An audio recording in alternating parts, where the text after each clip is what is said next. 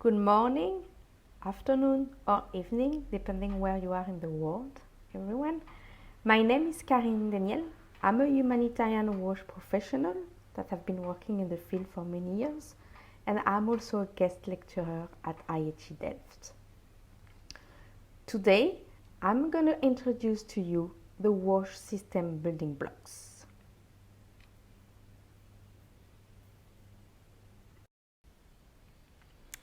At the end of this video, we expect that you will be able to firstly identify what are the main wash building blocks, and then to list some of the main gaps in these blocks that are applicable to fragile contexts, such as the case study of the group assignment.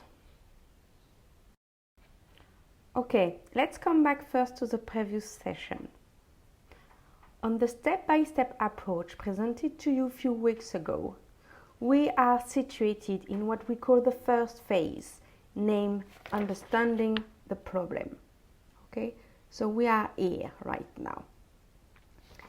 Then, in this first phase, we are on step 2. Review existing climate and wash national and subnational priorities. So more specifically, we will be reviewing the relevant gaps in the wash system building blocks to define the problems. And on this specific session, we will provide to you one approach to be capable to proceed to this review in the field.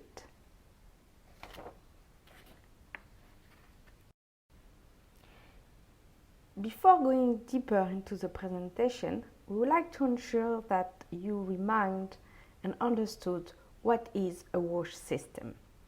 Okay, that's something you have seen in the previous sessions. We have to be clear here. A wash system enables or hinders wash service delivery. It's comprised of a complex network of interrelated actors and factors. Okay?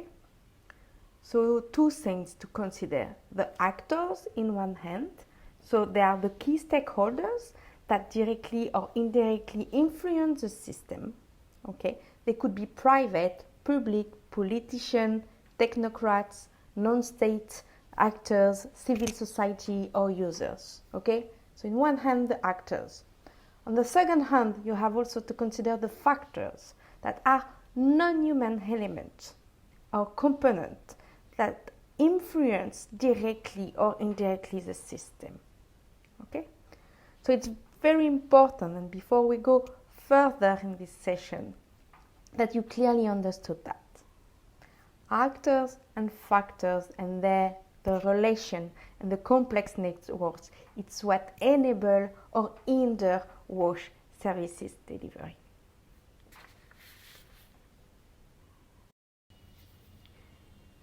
You may wonder why we are looking at a wash system thinking approach. The idea is that this approach will allow you and us as humanitarian wash actors to identify weak building blocks and therefore being able to strengthen them. We'll also look at actors' counterproductive behaviors through this approach. And we will be able to identify the linkages within the system that are ineffective. Okay, so not just looking at the different wash building blocks, but how they interrelate to each other and if there is weak or ineffective linkages. So with this identification, you will be able to understand where gaps lie and how the system works. Then we will be able to identify entry point or lever to strengthen the system. Okay?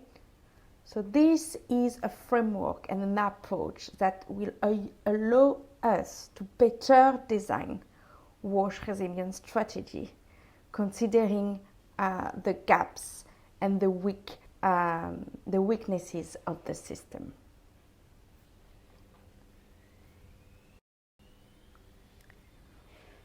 To be able to work on the wash building blocks, we need to understand what is a WASH building block.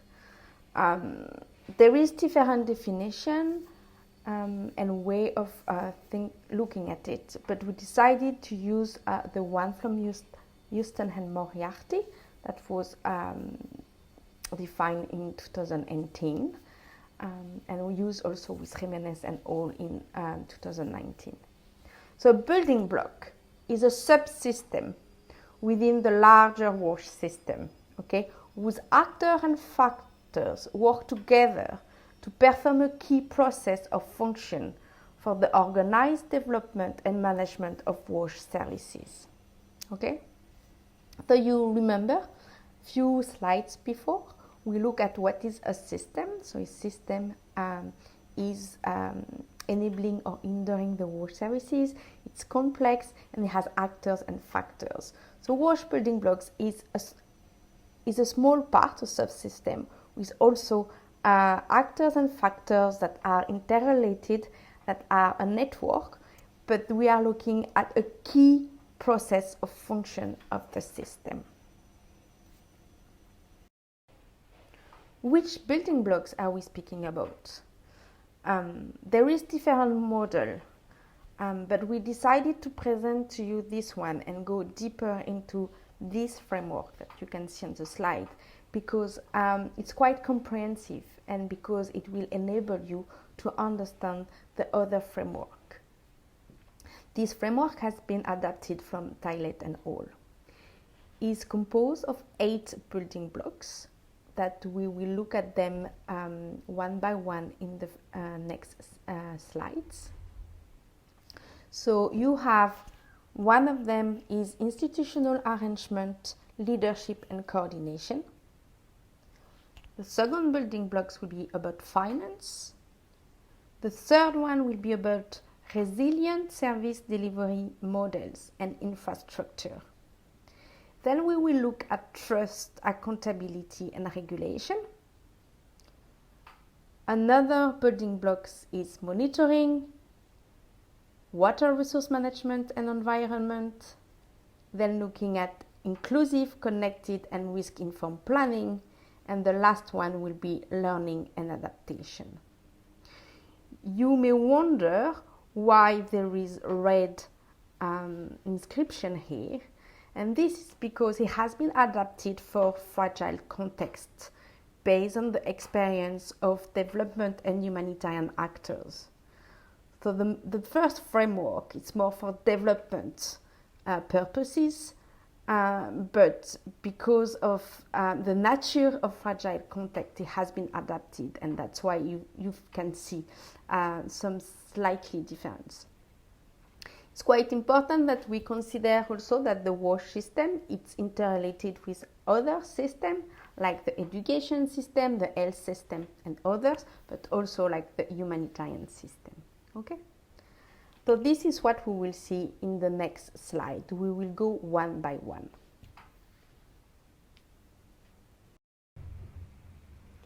So the first building block that we will be looking at is institutional arrangement, leadership and coordination. There's 4 elements that we'll be looking at. They are sector policy, institutional capacity, mandates, roles and incentives, and coordination.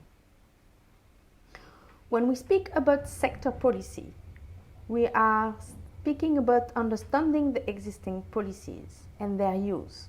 For example, is there any water policy? Sector policies and strategy should identify sector goals and ways of working. And for example, are there any component of this policy addressing humanitarian and resilient aspects? And is that enabling or hindering our WASH humanitarian response? Are the humanitarian actors and development actors aware and working toward those goals? And are local level, are the policies aligned with the needs of the region? Okay, so this is about sector policy.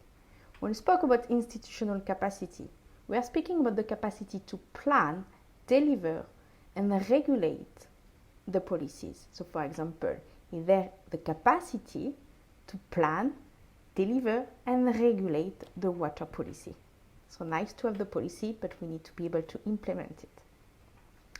When we speak about the mandate, role and incentive, it's about understanding who is responsible for what. Is that clear? Is there any performance incentive, etc., etc. And when we speak about coordination, we speak about coordination system and mechanism for the humanitarian wash response, but also for the development. Is there any linkages? Is that working? Is that effective, for example? So for each block, we will also be looking at the common gaps, okay, that are identified for this specific block. So these common gaps have been collected and gathered through different humanitarian wash organizations. So when it comes to institutional arrangement, leadership and coordination in fragile contexts, what we have seen is that often there is low capacity leadership of authorities or substitution. That means that the humanitarian actors are actually taking the leadership or substituting to the initial institutional governance. What we can see as a second common gap is short-term projected capacity strengthening. Nothing new. We are working on short-term as humanitarian wash actors, and we are not looking at building capacity and strengthening capacity for long term, but only for short term. And nothing new also, but one of the common gaps that there is lots of non-state actors in the humanitarian response, and so there is fragmentation, there is no low alignment or harmonization on approaches, ways of working, technical design, etc., etc. So these are the common gaps that we can see in fragile contexts regarding institutional arrangement, leadership and coordination. The second block that we will be presenting is about finance. And this is about the sufficiency and the source of funds and their use for construction and maintenance of systems in the short and long term, including the need for hardware and software expenditure. It encompasses two elements, budgeting and financing, and the revenue collection.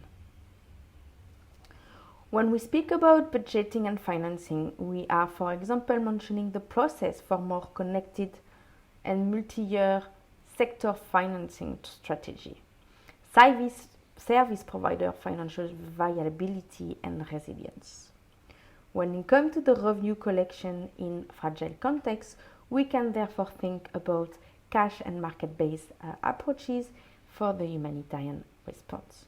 So budget and finance is about how the policies and how the response is budgeting and finance, and on the revenue collection is how the users and the system and mechanism in place are capable to pay for the wash services. Okay? So quite important in fragile context to consider this finance element. When it comes to identifying the gaps for the finance building block, we can think about these common gaps. The first one will be about the humanitarian funding. They are often short-term, earmarked or restricted, and unpredictable. And this means that it's quite difficult to plan for long-term. The second common gap that we can see is the selection of the technology and services from the first phase, for example, of the emergency, without considering the cost of the maintenance for the medium term and the long term. And this has been highlighted by UNHCR, and we can think about refugee camps where the drainage system or the sanitation system established, construct, require long, high cost maintenance in the long term, for example. Then also looking at finance gaps, we can of course imagine the user's ability to pay in fragile contexts that is decreasing because poverty, erosion of livelihoods. So people that used to pay are not capable to pay anymore. And then the last one, which is also quite common in humanitarian response, is the fact that humanitarian actors are temporarily subsidizing services that, like for example, water trucking, and that it's quite a supply-driven approach, and that erodes the user willingness to pay. And how do we transition from these temporarily subsidized services to come back to a more sustainable and long-term plan? So let's speak about the third building blocks, which is resilient services delivery models and infrastructure. Okay, so it's about looking at design and construction, maintenance, and project delivery. So when we speak about design and maintenance, is that we ensure that they are reaching affordable standards to make wash facilities appropriate to the context. Okay, it's also looking at the model of maintenance, the cost, of course, as we have seen previously, but also the system and mechanisms needed to implement this maintenance. Do we need any spare parts? Is there any local supply chain capable to provide the spare parts, etc., etc. Finally, when it came to the project delivery itself, is about the time frame, its engagement with the communities and different stakeholders. How are we implementing? So yes, there is the design and the construction and the maintenance, but the way we are approaching this project delivery has an impact on the strengths of the system.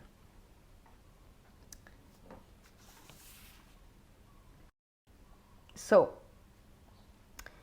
when it comes to the gaps regarding design and construction, maintenance and project delivery, what we can see often in humanitarian response is that we are not considering the wider likely long-term life cycle cost.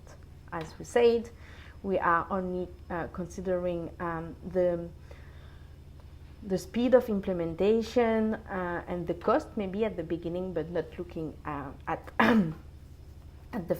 the further cost or mechanisms to put in place. So let's speak about emergency pit latrines that maybe can be filled very quickly, so you need a dislodging system, which is maybe quite costly and difficult to establish, when maybe another technology would be more appropriate because we'll have less impact at the long term.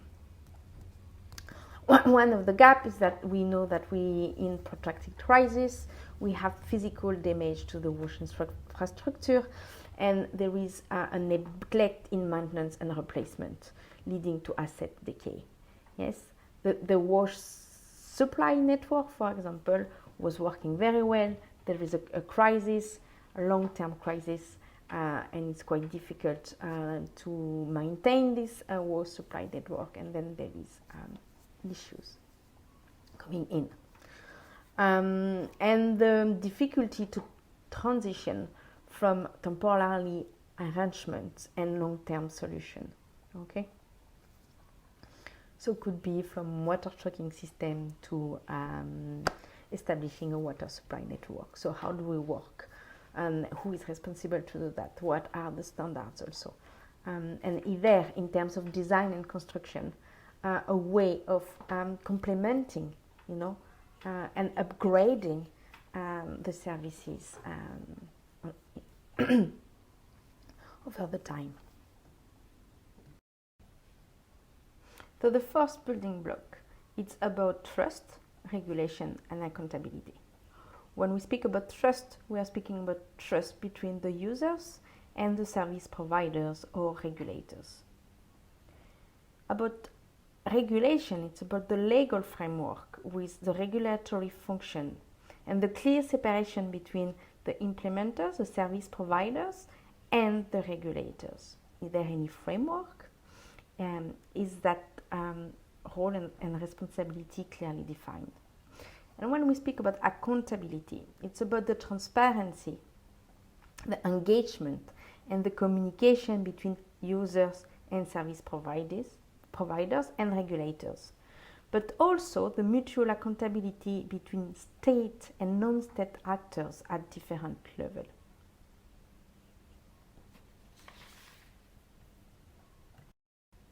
About the gaps for trust, regulation, accountability, what we have seen in the field is that often in fragile context there is an eroded trust and dialogue between users and service providers. So what exists before in terms of transparency, communication, and how the trust has been built become eroded during the crisis.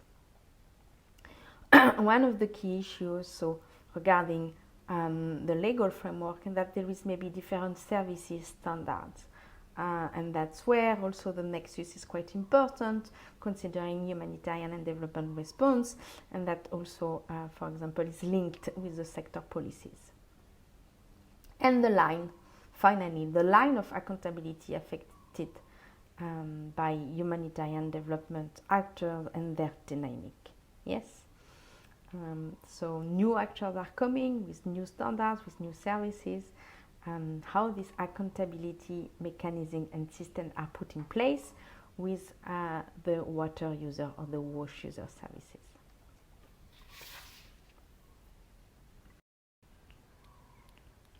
Just a short reminder on where we are.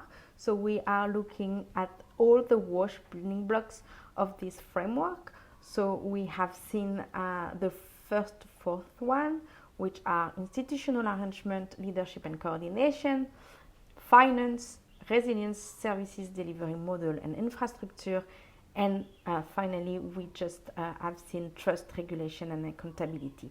So we will be looking at the others right now on monitoring, water resource management and environment, inclusive, connected and risk-informed planning, and learning and adaptation. Okay, so let's speak about water resource management and environment. We are considering two key elements. We are considering environmental degradations, hazard, scarcity and conflict in one hand, and in second hand we are considering planning, management and regulation of resources. This is often forgotten in the humanitarian context, as environment is not seen as a life-saving element. However, beyond being a cross-cutting topic for the humanitarian response, it cannot be pushed aside as the wash system itself could be compromised. We speak about the allocation and maintenance of water abstraction and water quality, practices of catchment protection, planning for multiple use of water, dialogue platform for water resource disputed, and effective arrangement for hydrological monitoring. We can take as an example the contamination of surface and groundwater when sanitary measures are inadequate or in case of poor land use practices. Remind that environmental impact may affect refugees, IDPs, and host communities. In some cases, the competition over scarce water result may result in tension between displaced population and local communities.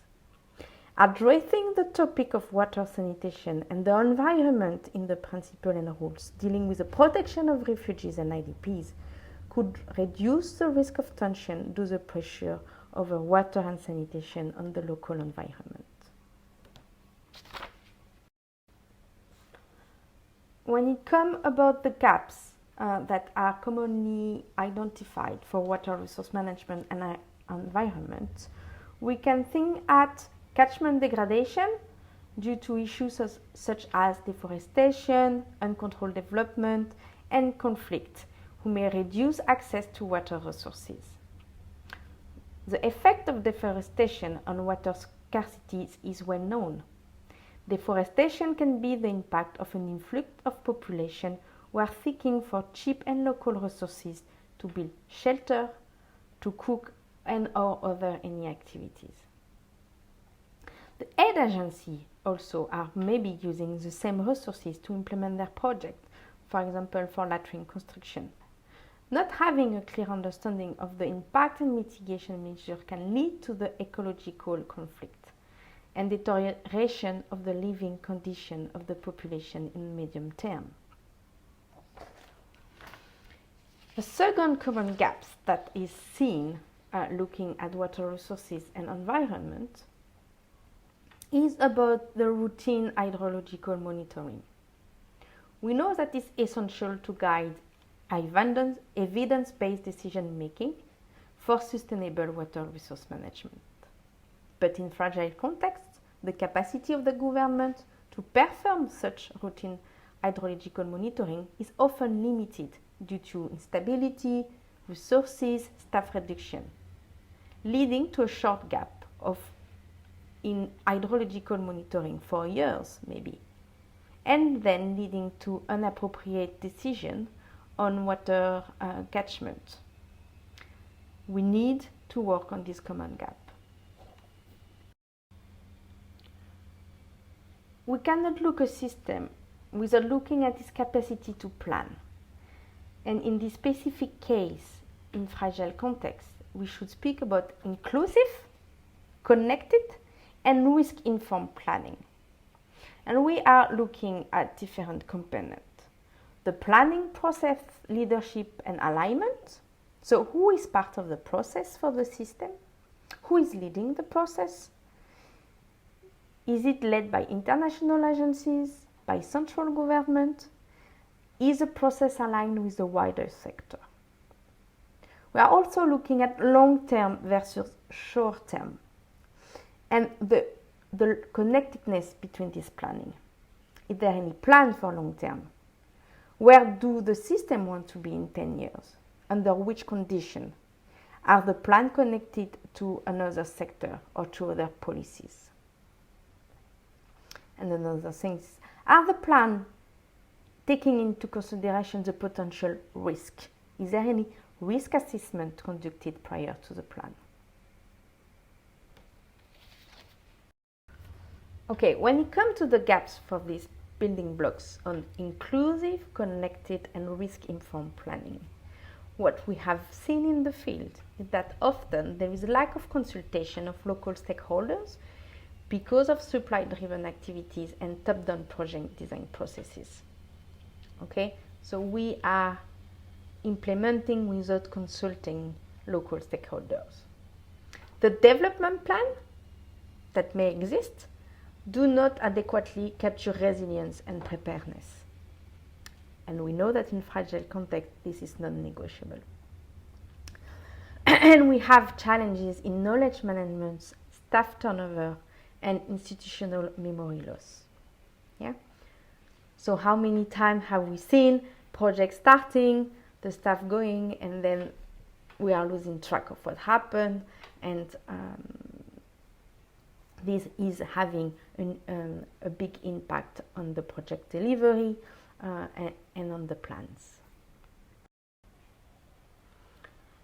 Nothing new that we have to monitor the wash system.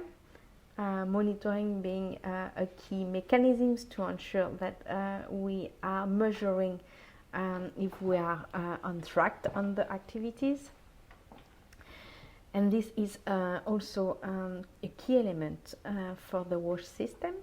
So we are looking at the capacities and other challenges to undertake this monitoring, but we are also looking at the monitoring process and its scope. The common gaps looking at monitoring of the wash system, it's often in fragile context that we have limited decision making or resource allocation based on wash-related disease or outbreak surveillance data. do remember that our key mandate as the WASH sector is to reduce the risk of communicable disease, and that we are strengthening the public health. However, often it's quite difficult to have an appropriate system that provide us with the key data and information on WASH-related disease and outbreak surveillance. A second gap on monitoring is that the crisis can affect the national surveys, like the mix that is conducted by UNICEF everywhere in the world to measure key indicators, but could be also the joint monitoring program, etc., etc. It's quite difficult then to track where the country is in terms of WASH indicators. Last but not least, we are looking at learning and adaptation. How could we build resilient system without learning from the past experiences?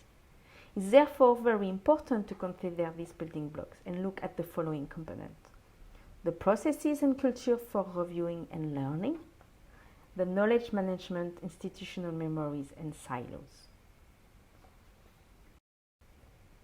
So when we come to the common gap of this last building block on learning and adaptation, the common gaps that are identified are limited time and appetite of humanitarian actors to strategically review process in the context of humanitarian response.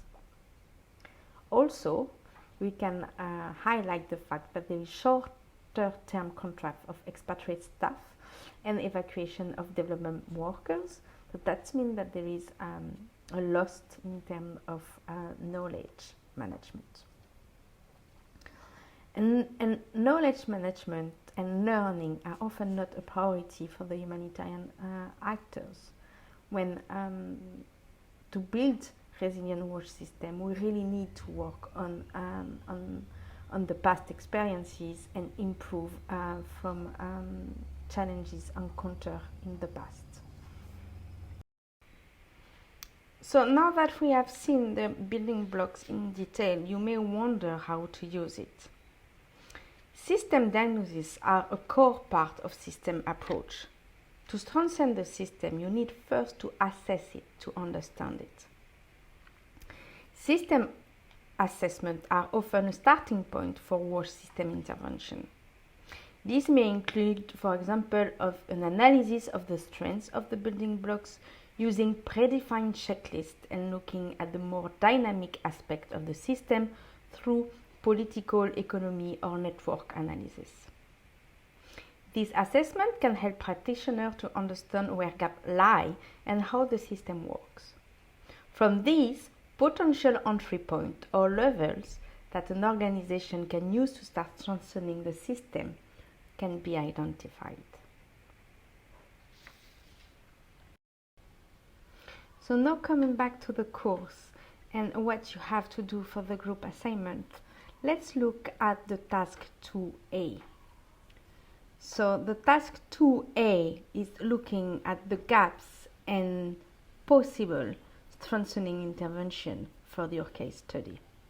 But firstly, we would like you to look at the 8 building blocks, so on the first column, and from the document that we provided to you, the one from Agenda for Change, applying WASH building blocks in fragile context, that you identified priority gaps, common gaps that are applicable by building blocks, and their related intervention for strengthening in column 2.